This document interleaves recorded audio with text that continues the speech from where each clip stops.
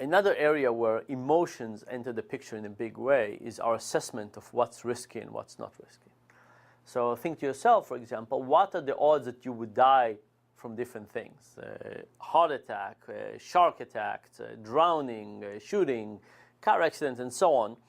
And the question is, what makes you believe that you're likely to die from one thing versus the other? Many years ago, Paul Slovic did a study exactly like that, and what he found was that whatever was mentioned in the newspaper the month before we asked people this question, those are the things that make them believe that they're going to die from them. So for example, what do you think you're more likely to die from? A falling airplane, that some airplane would lose some piece of thing and it would hit you over the head, or from shark attacks? Most people think shark attacks, right? Why? Because it's much more salient in our mind. There are movies about shark attacks. Nobody has made a movie about falling airplane parts. And because of that, our beliefs about what's dangerous and not dangerous is actually not coming from the reality of what's dangerous and not. It's come from our mindset. What's easy for us to imagine that is dangerous.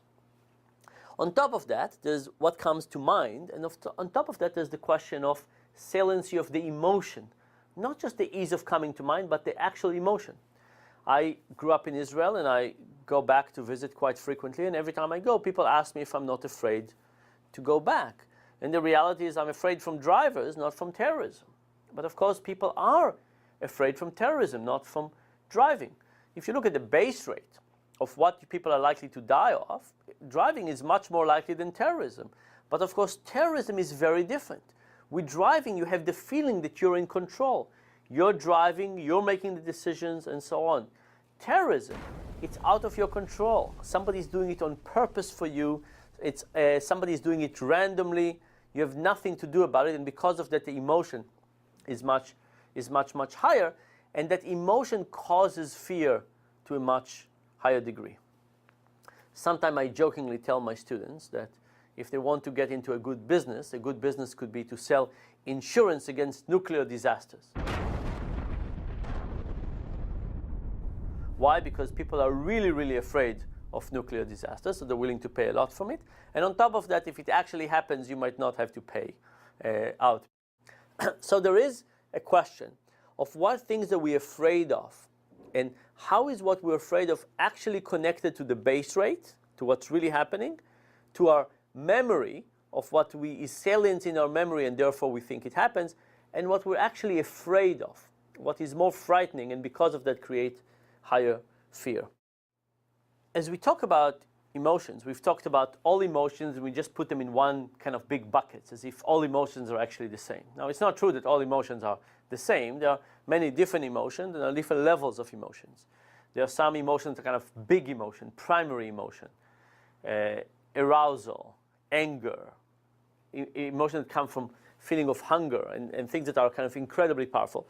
And then there are things that are not as emotional. For example, what happens when you see somebody else suffering, or what happens when you read something in a book. Now, for the simplicity of the discussion, we've bundled them all together, but of course the power of these emotions to work on us depend to some degree about how primary they are and how basic they are. And the more primary they are, the more going to be able to hijack our system and get us to do what emotions want in some sense. And the weaker and most social the emotions are, for example, emotions about embarrassment and so on, they're going to be less powerful. As a summary, what can we say about emotions? The first thing we need to recognize is they're inherent part of us. They're evolutionary, they're the most basic part of us. They're, in some sense, the most true part of ourselves. We have this cognitive system that we can try to redirect our emotions and behave differently, but emotions are the basis of human nature. The second thing we need to understand is that emotion and cognition don't add up to each other. When emotion starts acting, it can take over. It can basically create a whole new set of behaviors, a whole new set of preferences, and we don't necessarily see it coming. And then on the other side, we need to understand that emotions are sometimes good and sometimes bad. Ask yourself, would you like to live in an environment where everybody was without emotions? No, of course not. Emotions are incredibly useful, but also incredibly dangerous.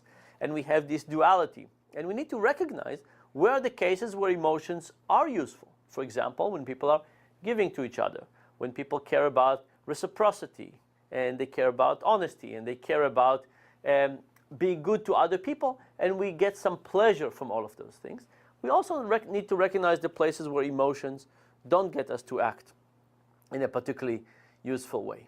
And this duality is crucially important if we actually want to get people to behave well.